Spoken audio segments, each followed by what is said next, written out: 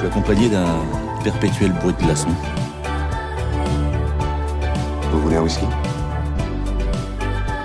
Quand même admettre que c'est plutôt une boisson d'homme. Tarte à Cronenbourg, exact.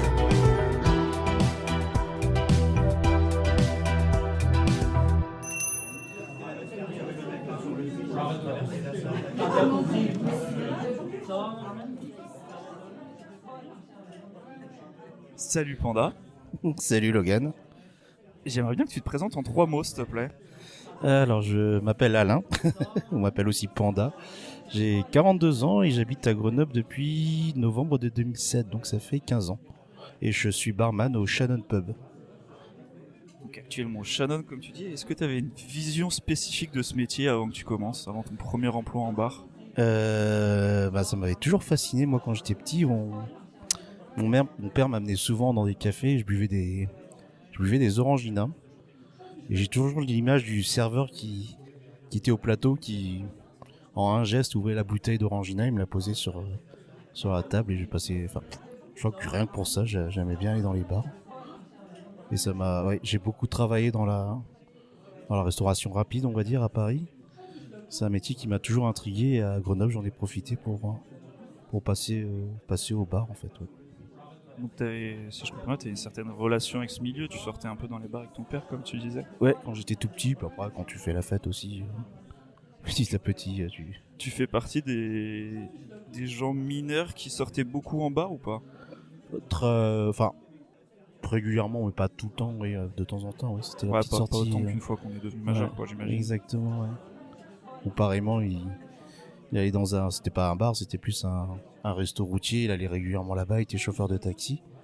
Et je me rappelle des patrons qui me donnaient des pièces de 5 francs pour aller jouer au flipper. Enfin, il y avait une ambiance comme ça qui m'a toujours fasciné dans les lieux qui accueillent du monde. Ouais. Ouais, une ambiance, je pense qu'on a plus trop aujourd'hui d'ailleurs. Ouais, ça c'est un peu perdu, je pense. Côté un peu familial. Ouais. Je sais pas comment tu vois ça, mais moi j'ai l'impression que quand j'entends ces histoires-là, j'arrive pas à imaginer un bar comme ça aujourd'hui, bizarrement. C'est plus froid maintenant peut-être. Ouais. On pourra y revenir tout à l'heure là-dessus. Comment t'as candidaté à ton premier job de barman?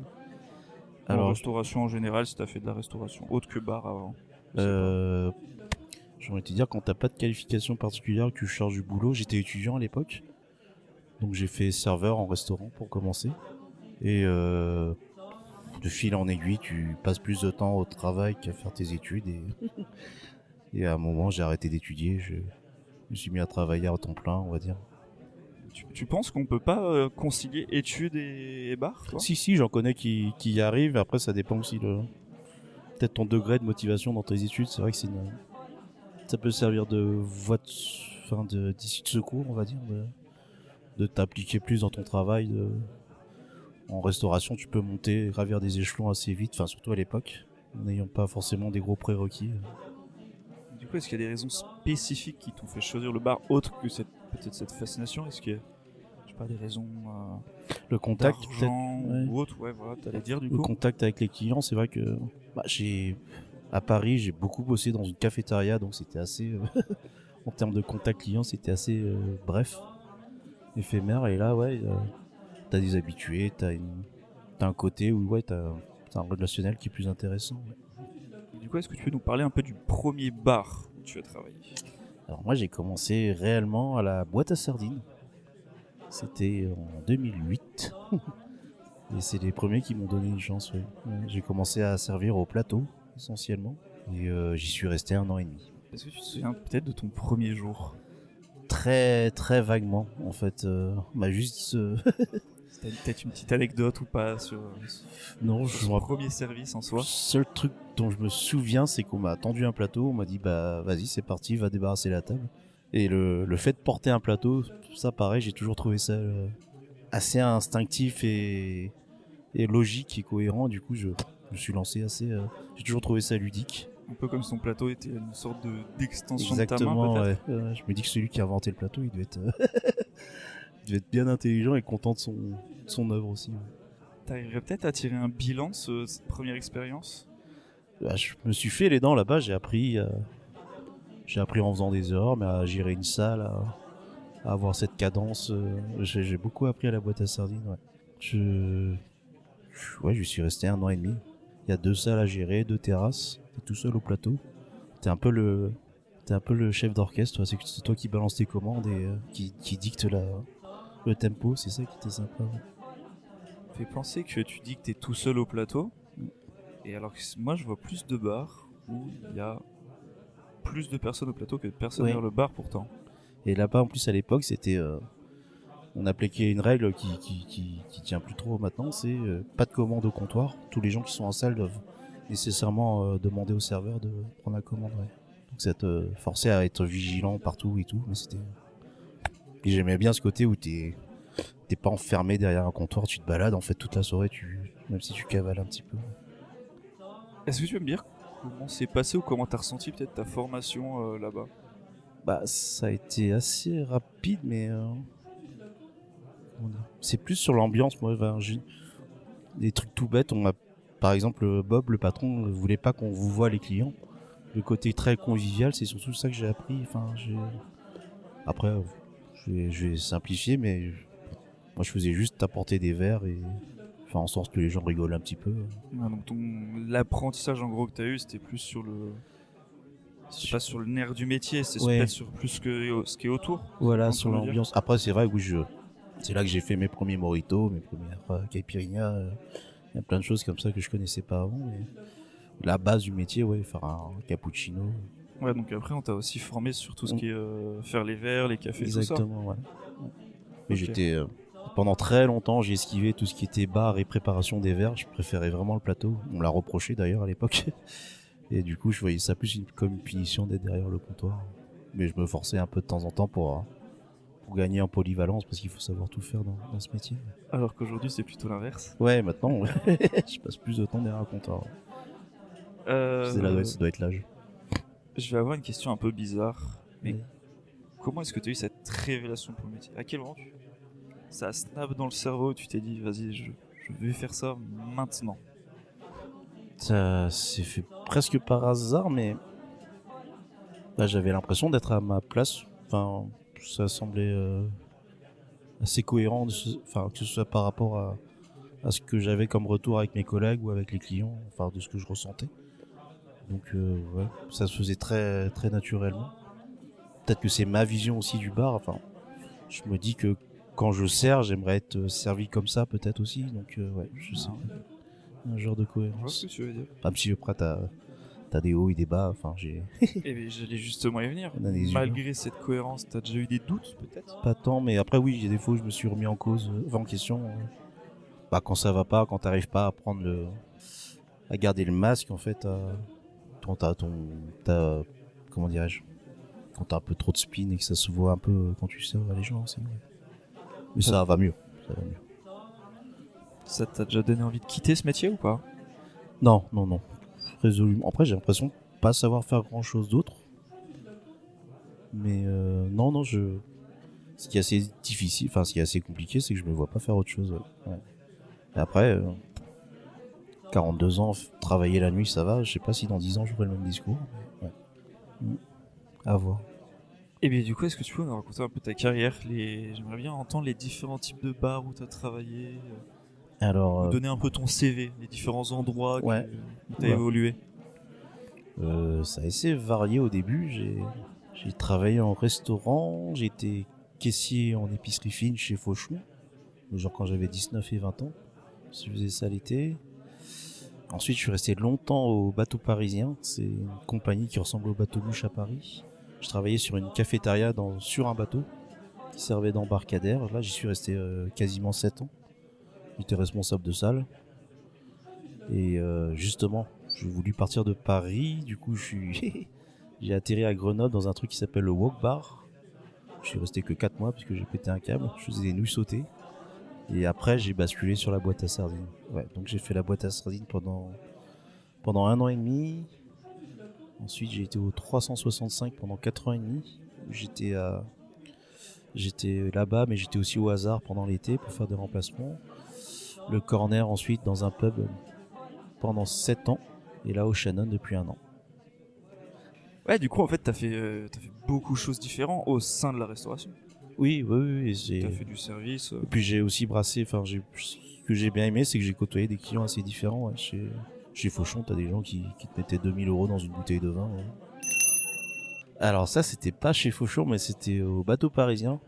Il y a très longtemps, j'étais tombé sur une famille qui venait des États-Unis, je crois de Los Angeles. Et ils étaient choqués parce que j'étais le premier serveur qu'ils voyaient, qui souriait.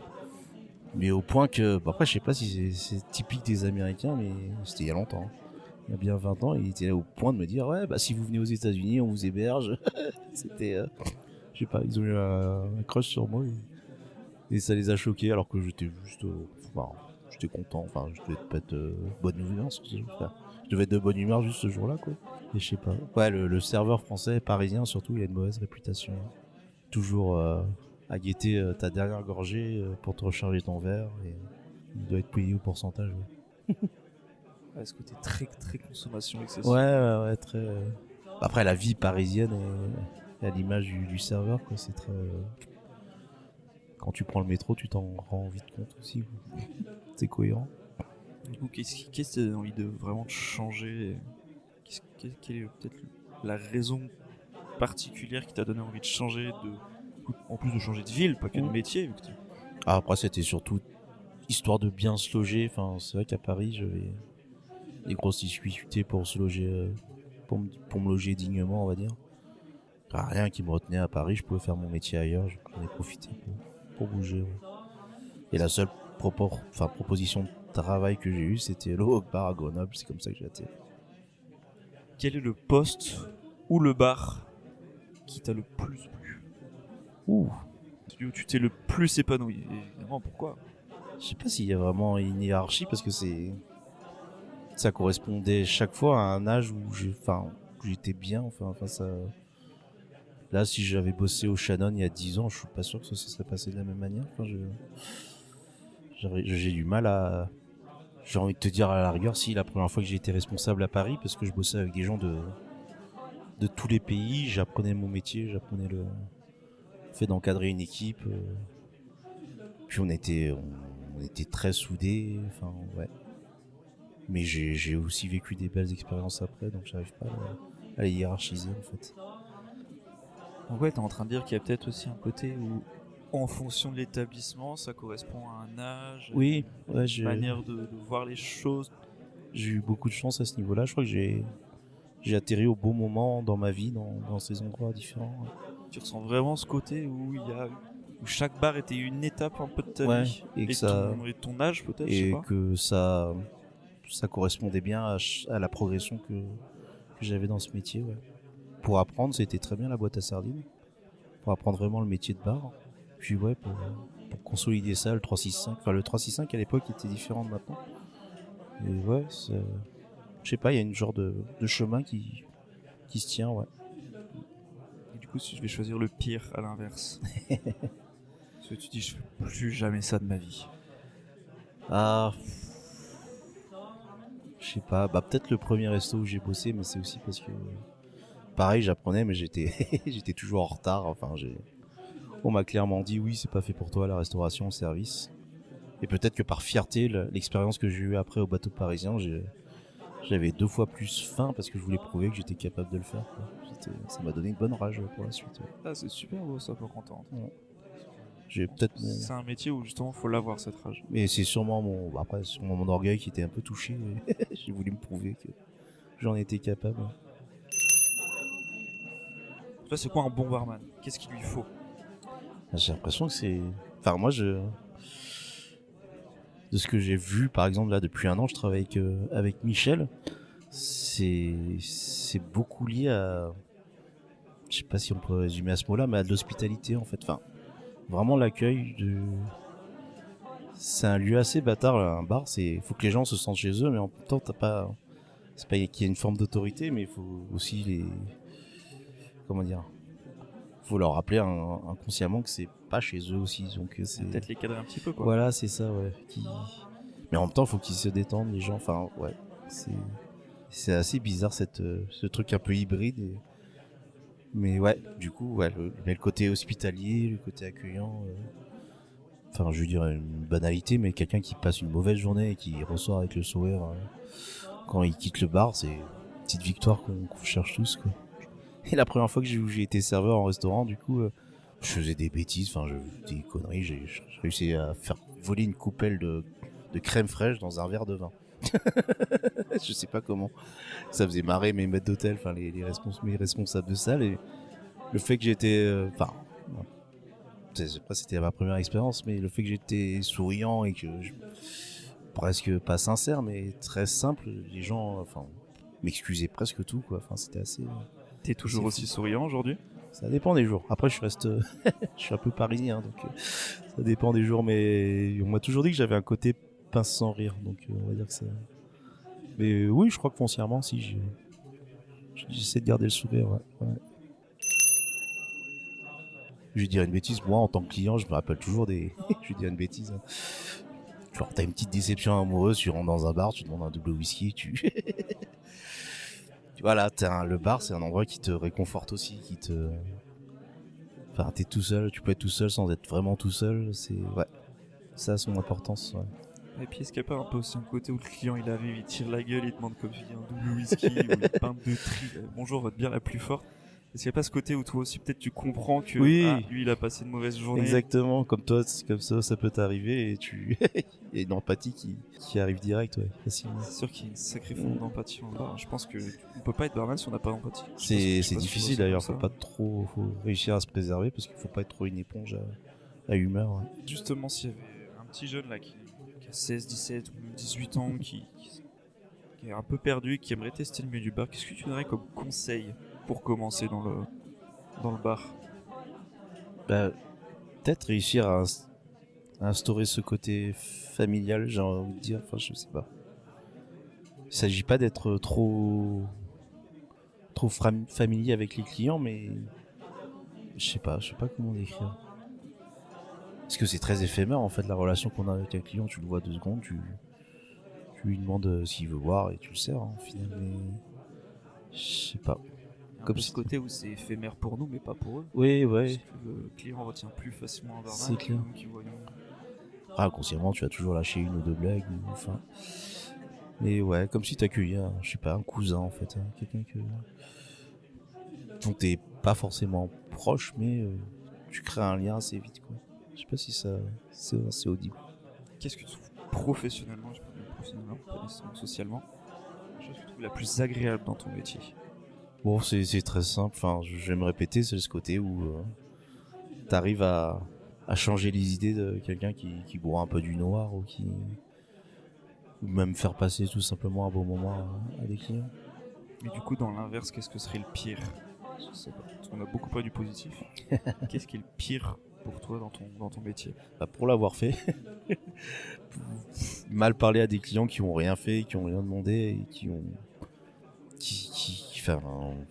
des jours où t'es mal luné, et t'as un pauvre innocent qui va passer par là, qui va s'en prendre plein la gueule alors qu'il a rien fait. Enfin, en général, après, j'essaie de récupérer le truc, mais je le regrette très vite parce que je me dis c'est gratuit, enfin et c'est dommage parce que c'est pas le but du métier, quoi.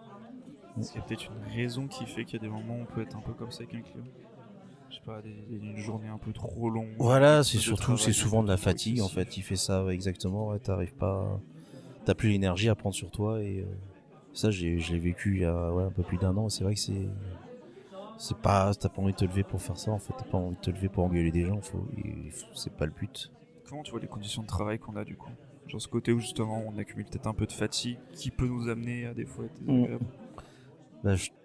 Là où je suis en ce moment, je trouve que ça se passe très bien, ça va mieux. Parce que j'ai un patron qui fait en sorte qu'on fasse pas trop d'heures, qu'on se fatigue pas. Et ça va. Je me rends compte que ça influe vraiment sur la qualité du service, de l'accueil. Et puis même sur ton efficacité, forcément. Si t'es crevé, que t'as fait 70 heures dans la semaine, t'en peux plus. Enfin, c'est une forme de. Enfin, il faut se préserver, il faut gérer ses énergies, ouais. Du coup, toi, tu fais partie de l'équipe 4 jours semaine ou 5 jours semaine? 5 jours semaine. Je suis à peu près à 40 heures par semaine. À peu près 40. Ouais. Mais non, 40 heures, je trouve que c'est une bonne moyenne, ouais. Pourquoi t'aimerais pas être patron? J'ai l'impression que t'as une pression dingue et puis c'est une sacrée responsabilité de devoir... Enfin, faire en sorte de pouvoir toujours payer tes employés et tout. Puis aussi parce que je crois que j'ai créé mon réseau à Grenoble. Et j'ai l'impression que c'est saturé. Et je me vois pas ouvrir quelque chose autre part qu'ici. Ouais. Il y en a tellement. Enfin, t'as l'impression qu'il y a plus de bars que quoi que ce soit de d'autre. tout. Ouais, tu meurs pas de soif à Grenoble. C'est dingue en 5-10 ans comme ça a augmenté. Mais ouais, c'est une chose qu'on m'a souvent dit. Mais pourquoi t'as pas ton propre bar et tout? Déjà parce que je crois que je suis pas un créatif, j'ai pas une boîte à idées, je peux complet peut-être dans le rôle d'exécutant plutôt que de créateur, du coup. Mais après, il y a un confort. Pour être honnête, j'ai pas une grande connaissance des produits, j'ai une mémoire un peu défectueuse à ce niveau-là, ouais. Mettre en avant un produit, une marque, je saurais pas faire. On revient encore un peu sur ce côté très exécutant. Ouais, en fait. Puis ça a pas l'air d'être un métier facile, ouais, commercial ou... Alors qu'on dit qu'à la base, barman n'est pas un métier facile. Ouais, mais entre guillemets, les gens qui en soif viennent te voir, donc c'est assez facile. Là, tu vas au devant de la vente, tu la provoques, c'est pas la même démarche du tout. Ouais. À moins que ce soit une marque qui me plaise vraiment, ou qui me tient à cœur, mais c'est vrai que je ressens pas ça vis-à-vis des... Enfin, être ambassadeur de marque, non. Tu devrais faire ce métier donc là je reviens sur barman, tu devrais faire ce métier jusqu'à environ quel âge? Si t'as peut-être un ordre d'idée, je sais pas. Je sais que c'est une question assez... Mais c'est vrai, ça me fait peur, hein. J'ai envie de te dire encore 10 ou 15 ans, mais je serais vraiment vieux quoi d'ici là. En plus on parle de repousser l'âge de la retraite à chaque fois. Mais ouais, après bon, je ferais sûrement autre chose, je ferais peut-être, je sais pas, je servirais peut-être des cafés en journée dans un café en centre-ville, mais ouais, je travaillerais peut-être plus de nuit parce que faire ça à 60 ans, c'est pas génial quoi. Enfin, Donc il y a un peu ce côté justement où fatalement au bout d'un moment plus on vieillit, oui, on va partir plus sur un bar de journée, un café ouais. et avoir des horaires C'est peut-être la classiques. Ouais, c'est peut-être la seule chose qui me fait me dire faudrait peut-être que j'ouvre quelque chose pour passer le relais, pour dégager du temps, pour m'alléger un peu mes journées quoi. Ouais, c'est peut-être une suite logique, hein. Après c'est vrai que j'en connais qui font ça. Est-ce que tu penses que ton travail a un impact sur ta vie personnelle et comment? Je suis assez solitaire on va dire et patachon, donc pas tant. Je crois que si je faisais un autre métier j'aurais ça va faire flipper comme ça. Un peu, j'aurais aussi peu de vie sociale au final, ou très peu. Ça me force peut-être même en avoir une, malgré moi, sur 5 jours au moins, quoi. De croiser des gens et tout. Il y a des moments t'aimerais voir plus souvent des amis, avoir tes week-ends et tout, mais pour avoir travaillé dans le tourisme, je me suis habitué assez vite, en fait, de faire le pas sur ça, ouais. Est-ce que tu pourrais me raconter ton jour classique? Je parle de pas un jour de repos, un jour où tu vas aller au travail le soir même. C'est quoi un peu ta journée type? Qu'est-ce que tu fais avant d'aller au travail? Je me lève très tard. Je bois mon café, je remplis la gamelle de mes chats, je me prépare pour aller travailler, je vais travailler. J'ai peut-être plus de vie en rentrant du boulot. Je vais peut-être arriver chez moi à 3h du matin, on va dire. Je vais me coucher vers 6h, voire 7h. Ouais. Et du coup, tu te lèves vers quelle heure? Aux alentours de 14h, on va dire. Ouais. Je perds souvent mes journées. Il y a des fois où, enfin, c'est par période, il y a des fois où j'arrive à rentrer, me coucher, à profiter de ma journée avant d'aller travailler. Enfin, 2-3 bricoles, aller boire des cafés par-ci par-là, manger avec des copains. Mais sinon, ouais, la journée type, c'est je me lève pour aller travailler. Ouais. C'est assez rare du coup que tu ailles faire quelque chose avant ton travail, comme tu dis. Ou ouais, café, c'est très. Faut que ce soit. Faut que quelqu'un m'ait proposé par exemple des déjeuners quelque part, ouais. C'est pas une initiative qui vient de Oui, toi. voilà, c'est Ok. ça, ouais. C'est quoique non, c'était un peu l'inverse justement pendant l'été là où il a fait très chaud. Je vis encore plus la nuit que la journée, donc ça diffère encore l'heure de réveil, ouais. Tu gères comment cet effet où toi tu travailles quand les autres travaillent pas, et inversement tu travailles pas quand les autres travaillent? Mais mon entourage s'y est habitué, enfin surtout ma famille. Ils ont compris que quand je travaillais, par exemple, je décrochais pas au téléphone. Ils ont compris que il fallait pas m'appeler trop tôt. Et ils ont compris que m'appeler pendant mes jours de repos, par exemple, c'était vraiment idéal. Ouais. Et c'est plus eux qui sont adaptés que moi qui ai adapté mon rythme de vie. T'as l'impression des fois de rater peut-être des moments, je sais pas, genre des repas de famille ou des anniversaires, des choses comme ça? Pas tant que ça, mais j'ai l'impression que oui, plus de perdre des relations.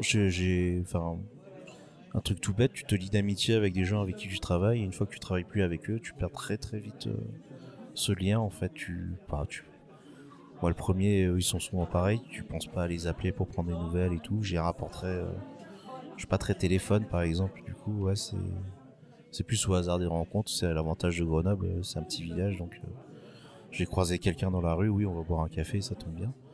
J'ai pas cette démarche d'aller vers eux, ouais. Et ouais, tu croises plein de gens avec qui tu t'entends très bien, que tu apprécies beaucoup. Et que, après, il y a aussi les aléas de la vie, mais tu les perds de vue assez vite aussi. Ouais. Tu côtoies que des gens avec qui tu travailles au final. Et est-ce que t'es peut-être un peu éphémère, ouais. Ouais, c'est passager. Après, tu t'y fais aussi, mais c'est vrai que c'est le quotidien qui prend le dessus. Ouais. Mais même de côtoyer des clients pendant un moment, et après aussi, change de ville, enfin... Ils ont des enfants, tu les vois moins. Enfin, t'as un côté comme ça très, très bref, ouais. Puis il y a peut-être un peu ce turnover du métier de barman qui joue là-dessus. Aussi, ouais. Il y a beaucoup de barman qui restent soit très peu de temps dans le métier, soit très peu de temps dans le bar. Aussi, ouais. Tu vas pendant ton temps libre, imaginons si t'es pas en mode grotte, tu sors en bar ou pas? De moins en moins. À un moment, c'était justement pour voir des gens que j'avais pas l'occasion de voir dans la semaine parce que je travaillais. Mais forcément, de plus en plus, quand tu vas dans un bar, t'as l'impression pas de travailler, mais presque, quoi. Enfin, j'aime autant aller chez quelqu'un boire des coups que rester dans un bar. Tes amis qui sont pas barman, ils te voient. Imaginons, tu vas en soirée. Il y a un cocktail, il y a genre des bouteilles pour faire des cocktails ou du vin. Est-ce que t'es devenu un peu ce côté un peu spécialiste? Ah, il y a Panda, il va nous faire les cocktails. Pas tant que ça, à la rigueur. Si, il y a mon père qui, c'est pas mes amis, mon père qui me demande comment choisir une bouteille, il y a ma soeur qui, au début, me demandait à faire des mojitos, des trucs comme ça, mais c'est vrai que ça n'a pas duré très longtemps. Donc dans mon entourage, on n'est pas trop cocktail ou apéro, la recherche du produit, on se prend pas trop la tête, ouais. À part le vin, à la rigueur. Quand t'as commencé à travailler en bar, tes parents, ils ont vu ça comment? Ouais, mon père s'inquiétait surtout sur le rythme de travail, sur le rythme de vie, ouais. Il m'a lâché un truc une fois qui m'avait un peu blessé. Il dit mais de toute façon t'es tout le temps fatigué. Ce qui est assez vrai avec ce métier. Mais lui travaillait de nuit aussi, il était chauffeur de taxi. Et il m'a toujours mis en garde par rapport à justement à la fatigue que t'accumules avec ce métier. Enfin le fait de juste travailler de nuit déjà. Ouais. Ma famille proche voudrait que je change de travail, ça c'est sûr. Ouais. Pour ma santé, pour mon bien. Travailler de nuit c'est très c'est contre nature, j'ai envie de te dire. Je crains ce moment où je pourrais plus le faire. Et ça, c'est vrai, on en parlait tout à l'heure. Je sais que ça arrivera à un moment ou à un autre, mais j'essaie de repousser un peu l'échéance.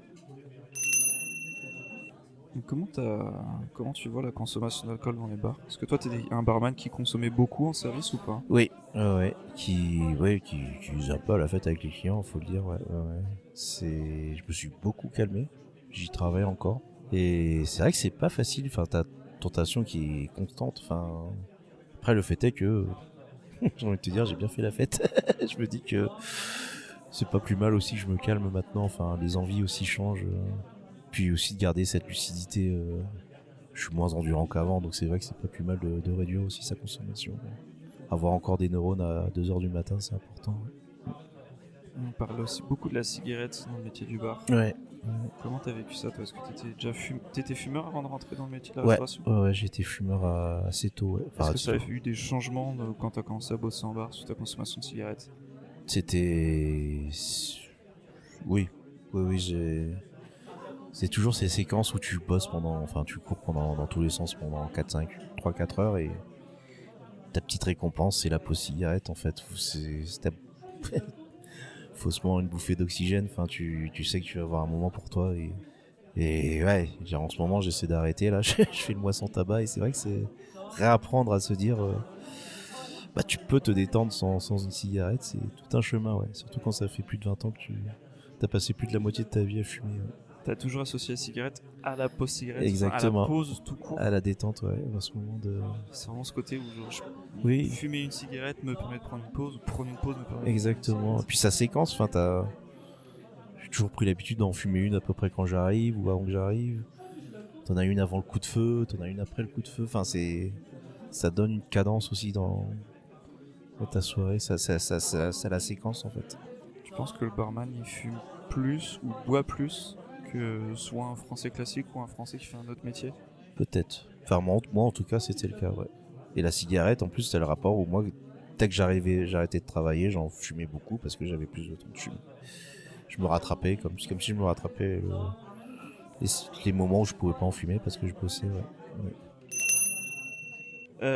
Pour toi, un bar, c'est quoi, globalement? C'est une question un peu bateau, mais toi, comment tu vois un bar? Ouais, j'en reviens à tout à l'heure, là, un lieu pour se changer les idées, pour faire la fête, pour voir des amis, pour découvrir, pour rencontrer des gens aussi que tu ne connais pas. C'est chez toi sans être chez toi, ouais. T'as eu la passion de ce lieu? Comment? Est-ce que t'as eu excuse-moi, j'ai un peu mal articulé. Je t'en prie. Est-ce que t'as eu la passion de ce lieu? Oui. Quand tu parlais de quand t'étais jeune avec notamment l'histoire de l'Orangina au début. Je crois que je l'ai encore, ouais. Pour le coup, pour y avoir travaillé longtemps ou pour avoir souvent fait la fête, t'as tes repères dans un bar, t'es jamais perdu, en fait.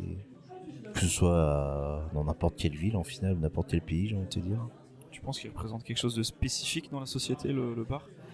Pour moi, c'est très important. Enfin, surtout les bars de quartier, je trouve que je m'en suis rendu compte avec le Covid, quand on a ouvert l'enthousiasme des gens. En fait, on nous a répété pendant des mois qu'on n'était pas nécessaire ou essentiel. J'ai l'impression qu'on a quand même notre utilité, ouais.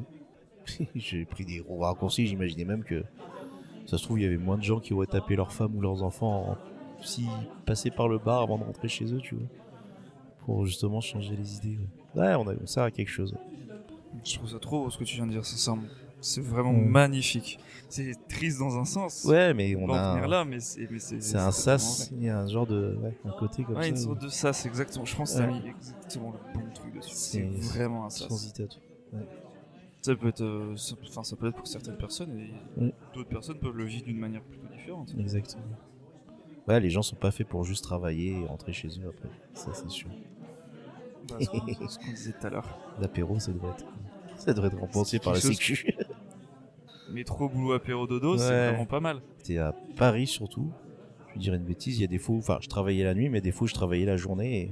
Bon, je suis un con parisien qui prenait sa voiture pour aller travailler. Je vais dire une bêtise, je finissais vers 16h et je savais que j'allais me taper 2 heures de bouchon pour rentrer chez moi, donc j'allais boire des Monaco à l'époque, dans un petit bar à côté de là où je travaille. Ouais, mais tu prenais la voiture, donc t'avais bien raison de border Monaco. Ouais, j'en bougeais pas beaucoup, histoire juste de laisser passer le gros du trafic. Et je discutais avec le patron du bar.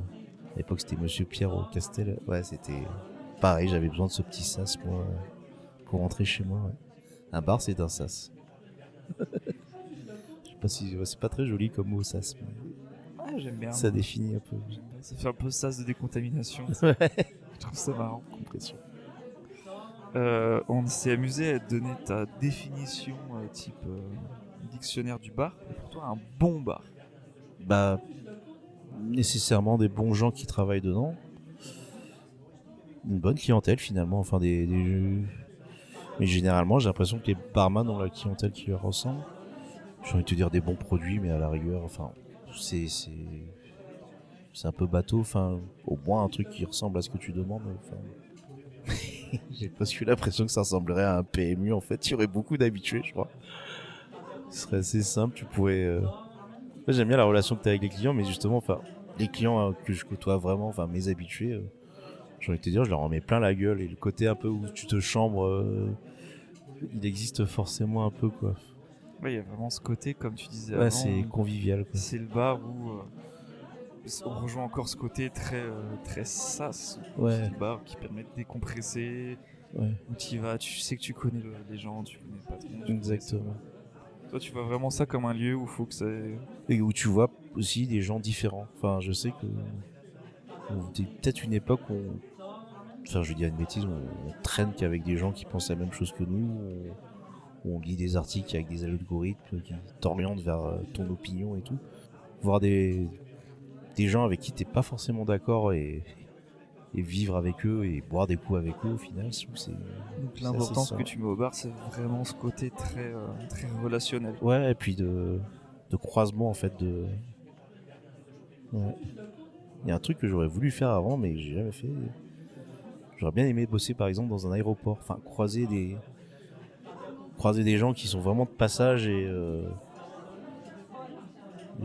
comment dire, ouais, qui se soient furtifs mais en même temps, je sais pas, apprendre d'eux aussi. Ah, on rejoint encore un peu ce côté éphémère dont on parlait Ouais. avant en fait. Exactement. Mais ça, c'est pas forcément creux quand c'est éphémère. Ouais.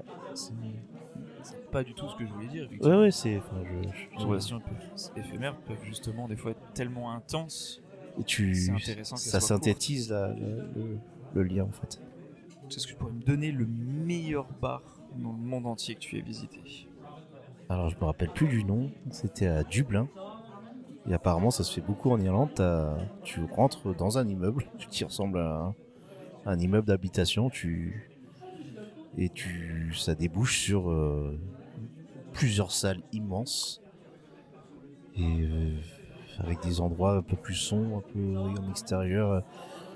Je sais pas si vous arrivez à le visualiser. Je trouvais ça génial que de l'extérieur c'est juste un immeuble banal d'habitation et que tu passes une porte et tu te retrouves avec 4-5 comptoirs, des salles différentes, des ambiances. C'est un salon géant en fait. Et ça m'a fait. Enfin, je sais que je vais retourner à Dublin pour ça. Ouais. J'espère que tu retourneras là-bas du coup. Ouais. Irlande, c'est un truc qu'il faudrait que je me refasse. Ouais. Et si on pouvait faire un peu pareil que Grenoble, pas nécessairement le meilleur bar de Grenoble, je ne demande pas partie, mais si tu pouvais nous donner une bonne adresse à Grenoble, laquelle tu nous donnerais? Ouf. T'as le droit de dire ton bar. Pas tant. Enfin, j'aime beaucoup l'endroit où je travaille. Bah, en ce moment, je vais de plus en plus au cocktail. Je vais te dire, ouais. C'est tout simple.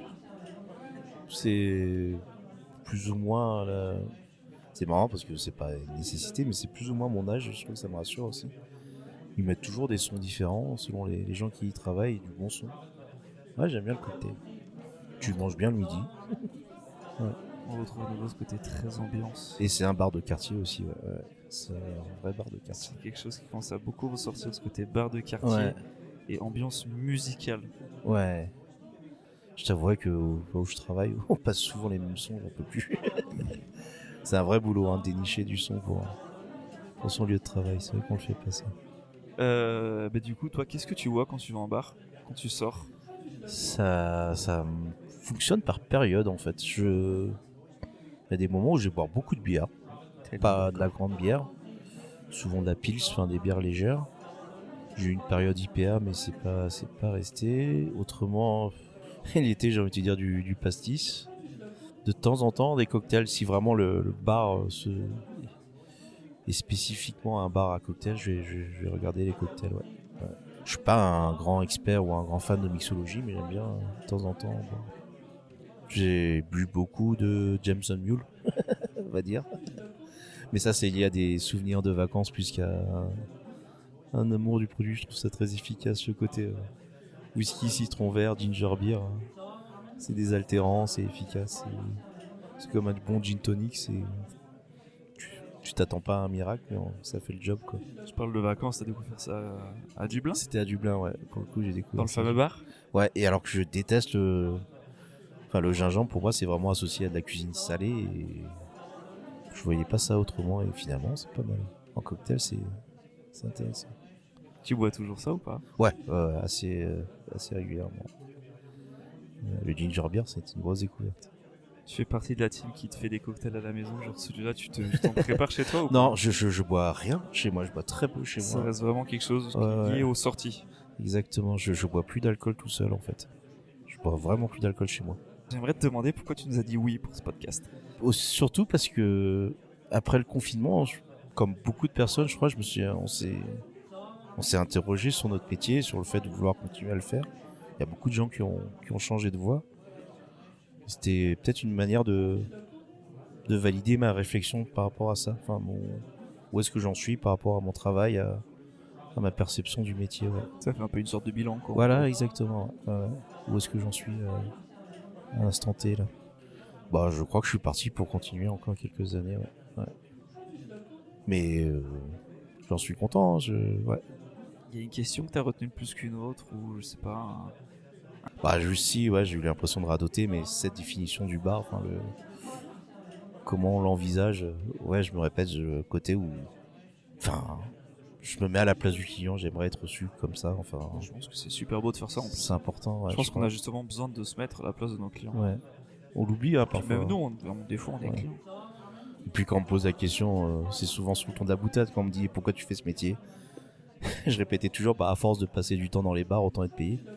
J'espère qu'en tout cas, t'as passé un bon moment avec nous. Ouais, c'était très bien, c'est cool de se découvrir comme Maintenant, on ça. se connaît un peu plus. Pour dire, moi, je suis barman à Grenoble depuis pas si longtemps que ça fait seulement 3 ans. Et j'ai entendu beaucoup parler de toi. Et je suis arrivé à Grenoble, un des premiers bars que j'ai fait, c'était le Corner, et tu travaillais là-bas à l'époque. Oui, effectivement, ouais, ça passe. Mais ouais, c'est très intéressant de parler ensemble. Mais merci beaucoup pour ton temps, en tout cas. Merci à toi. Merci Logan. Je suis accompagné d'un perpétuel bruit de glaçons. Vous voulez un whisky? Quand même admettre que c'est plutôt une boisson d'homme. Tarte à Cronenbourg, exact.